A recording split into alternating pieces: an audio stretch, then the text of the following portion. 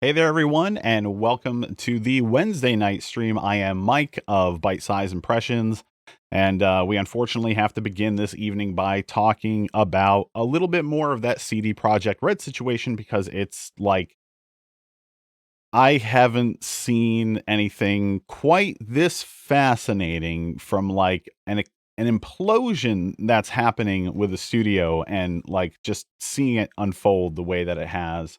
I mean, we saw a unfortunate implosion with Telltale Games the other year.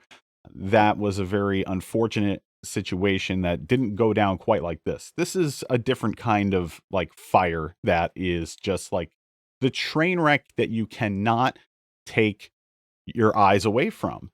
So, quick recap of what we were talking about on Monday, and I mean the recap will be quick. Um, So this is, well, not to mention, this is about 19 days ago now. This was not too long before the launch of the actual game, and the CEO of CD Projekt Red said in an investor call that the base PS4 and Xbox One performance on consoles is surprisingly good, I would say, for such a huge world. Um, The CEO went on to say that although the performance on these base consoles is lower than their Pro counterparts, it's still surprisingly good, which we know led to this. The apology. First of all, we would like to start by apologizing to you for blah, blah, blah, blah, blah. And that's not true. They lied. They withheld the console codes from reviewers. They told reviewers, even using PC footage, not to use their own footage at launch. They intentionally hid the console version and the way it looked from people intentionally. And this notification, there is no way that they just made that up over a weekend and then released it. This was chosen specifically with its wording, word for word. That took time internally. I'm sure it did. We would like everyone who buys our games to be satisfied with their purchase. We would appreciate it if you'd give us a chance. The chance was releasing the game CD Projekt Red after you had promised, based on your reputation, to deliver quality products and that's what your legacy meant to you.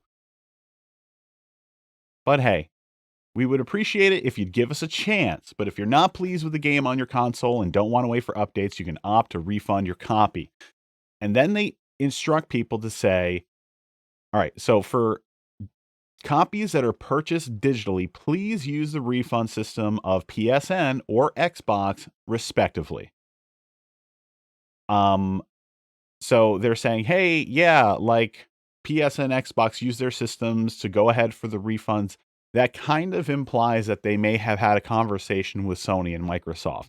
Otherwise, that would be a really shitty thing to do to the to the storefronts that are selling your game, right? Well, now it seems that some people have been having trouble getting refunds from especially PSN, which is the Sony PlayStation uh, network store where you buy all your games digitally through the console. Now it's saying, hey, this is because you can reach out to CD Projekt Red to gain assistance with obtaining refunds if you're having any sort of issue. So this is the response that people started getting earlier today now. Dear Gamer, this is confirmation that we have received your assistance request for refunding a console copy of Cyberpunk 2077, as this email was sent, blah, blah, blah, blah, blah. If you own a digital copy of the game on Xbox, visit this Xbox support article for details on how to refund. If you own a digital copy on PlayStation, please wait for us to get back to you. For help with other Cyberpunk 2077 related matters, please visit our technical support website. There is someone on Twitter. There is someone on Twitter who had a back and forth with Sony support and said it is literally in your policy, your printed policy that you have on your website, that if a product is defective and it's not working, if it is a malfunctioning product, we're entitled to our money back. And this game has not been out for 2 weeks yet. I want a refund. And Sony's just like, nah, wait for the patches. Game's going to be fine. Like that opens up a whole other can of worms about a discussion about our digital purchases. While a digital future I've accepted is pretty much the way. And I got to admit, it's really freaking convenient not to have to worry about discs, not to worry about the wear and tear that I'm putting on a disk drive by putting a disc in to play it all the time. Having games digitally it is the way, like that's all that can really be said about that. But yeah, like Sony's just like, nope. And I know that Xbox's policy, a lot of people have been citing online that you can get a refund in the first 2 weeks, in the first 14 days, which is kind of standard. You can get refunds from Steam like that. But like the rule of thumb that a lot of people is forgetting is that if you've played the game for more than 2 hours, they're going to say you played the game enough to not warrant a refund. That's kind of the policy across the board. That's true with Microsoft. So you gotta be careful about that. Now it gets even better because, yeah, Microsoft and Sony definitely were not ready for that. So there was another investors call that just happened, and there are some really intriguing moments in this whole thing.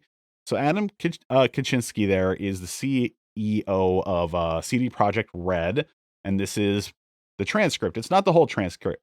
It's just things that I think are very notable. This is just basically their opening, statement here right before they go into a Q&A with their investors. So he says, "Good afternoon. Thank you for joining the call. My name is Adam Kaczynski, and I am the joint CEO of CD Projekt. This meeting was organized to discuss the situation right after the launch of Cyberpunk 2077. At the beginning, I will present our current view of the situation, which we are in today. After that, you will have time to ask questions. I am with Piotr Nielobowicz, our CFO. I'm butchering the names. I'm so sorry. Marcin Uwinski, the joint CEO and co-founder, and Michael Nowakowski, board member responsible for publishing. We released Cyberpunk 2077 4 days ago on December the 10th. The game had a strong opening, and we've got positive feedback from players enjoying it on stronger machines, PCs, and next-gen consoles, and Stadia. But the initial feedback from those playing it on the oldest last-gen consoles is way below our expectations. It's a dumpster fire. Way below expectations. It is a dumpster fire you just threw out there. That's all it is. You just threw it out there.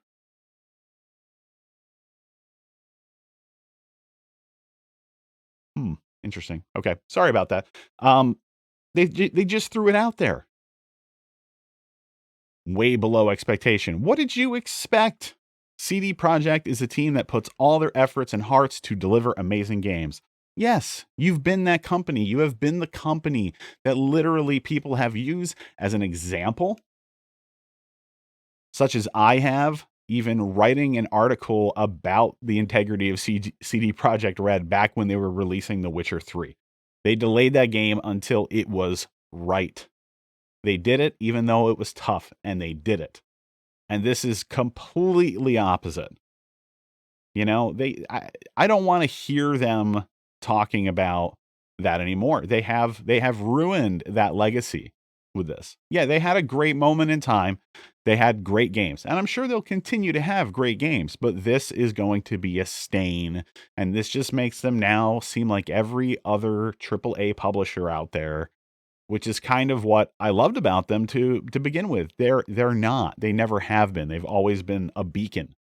So anyway, they said, so how was it even possible that it came to this? After 3 delays, we as the management board were too focused on releasing the game.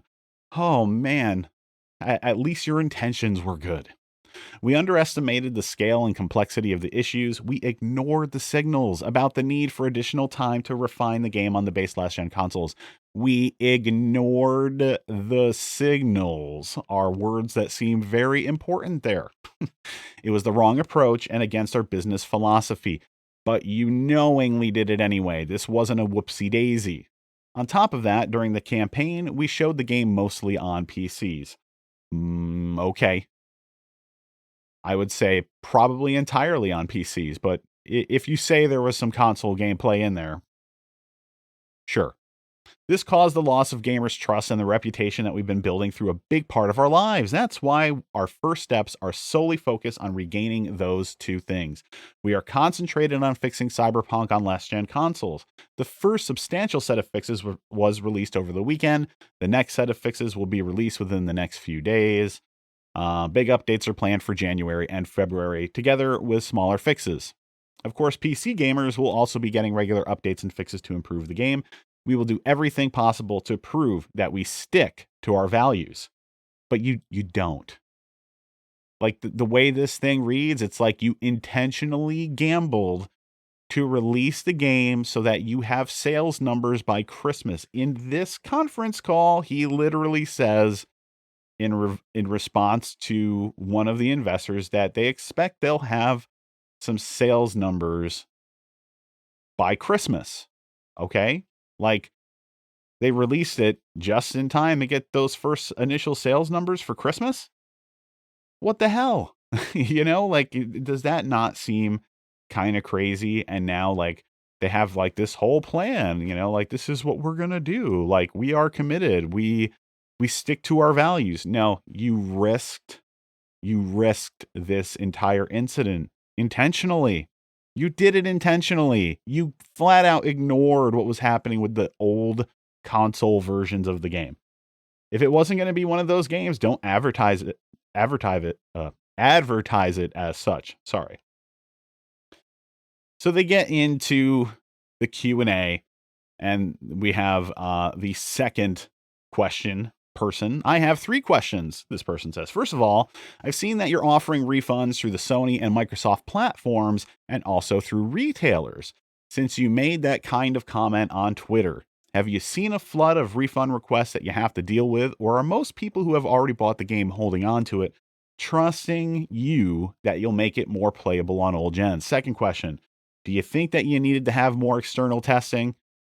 Is it part of the process that everything is done in-house? If you had hired some outsourcers to do more extensive testing, could you have had less of an issue here? And the third question, regarding the multiplayer, I've heard your answer to the previous question, which is, they're not really concentrating on that right now. Surely you won't rush that process, though, given what you've been seeing now. Should we really be thinking about 2023 at the earliest for the arrival of that? So, Marcin Uwinski says, I'll answer the first question regarding refunds. We are not encouraging gamers to return the game. We hope they'll give us a chance to improve it on old-gen consoles. Look, this company is intentionally ping-pong balling the shit out of their customers and their investors like snake salesmen. Snake oil salesmen. Look, we would always like everyone who buys our games to be satisfied with their purchase. We understand you, consumers. We're with you. If you're not happy, we don't blame you. Like that sort of thing. We would appreciate it if you would give us a chance. But if you're not pleased with the game on your console and don't want to wait for updates, you can opt to refund your copy. It sounds so understanding, And then they tell you what to do. And then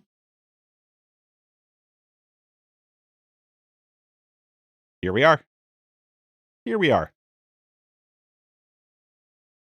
We are not encouraging gamers to return the game. We hope they'll give us a chance to improve it. One fix was released last weekend, another one's coming in 7 days, but there is an option, obviously, and the easiest way is to ask the retailer for a refund. If that's not possible, we also provide help. As of today, it's too early to say.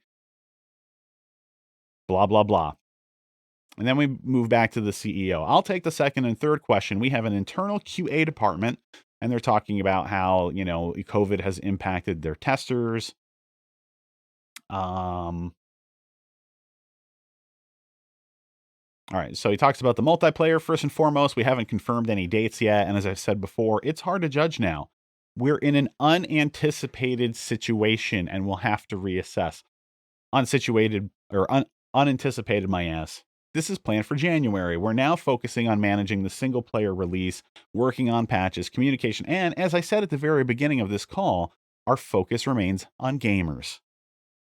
You bent them over. We'll see about further plans. The direction is obviously to proceed as planned, but we have to sit and discuss, and that will happen. The next one that was really interesting, he asked about a comment about the board being too focused on delivering the game and ignoring problems with old gen. Should we take it that you had found it was very important that the game shouldn't be delayed into the next year, or simply that you had always wanted to deliver the game and not delay it, and you just underestimated the extent to which the last gen version was not going to be the way it should be? Was it more about the launch is important, or more about we underestimated how bad the last gen version was? And secondly, which is an awesome fucking question, by the way, and exactly the kind of thing that people should be asking this company right now. And I'm happy to see the investors are asking the right questions. And secondly, and related to that, at the certification stage, presumably Microsoft and Sony always get games that still have bugs and decide they're going to be okay, partly on the basis of discussions with you that there will be fixes. Have I understood that correctly? Or do you feel somehow that the certification process is kind of only one side or the other and failed to identify just how underperforming the last gen version was? Perhaps I should add a final question to make it 3. Everyone has 3. Are you confident that last gen machines will be able to produce an acceptable version of the game? And I say this as a PS4 owner, so I hope so. But is it something that's simply too demanding and, in hindsight, no amount of fixing is going to generate an acceptable experience? Thank you. So we got first, your question was about the focus and the cause of ours ignoring, so to speak, the shortcomings of the current gen version. It is more about us looking, as was previously stated, at the PC and next gen performance rather than current gen. Like, we focused on that. We really didn't focus on that, though.